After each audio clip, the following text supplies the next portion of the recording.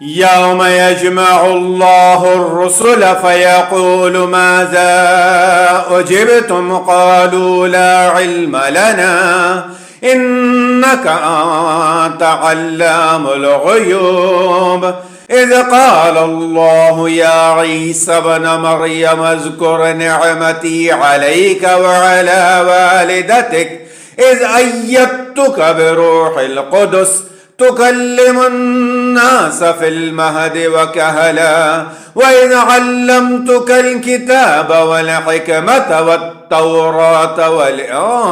والإنجيل وإذ تخلق من الطين كهيئة الطير بإذني فتنفخ فيها فتكون طيرا بإذني وتبرئ الأكمه والأبرص بإذني وإذ تخرج الموتى بإذني وإذ كففت بني إسرائيل عنك إذ جئتهم بالبينات فقال الذين كفروا منهم إن هذا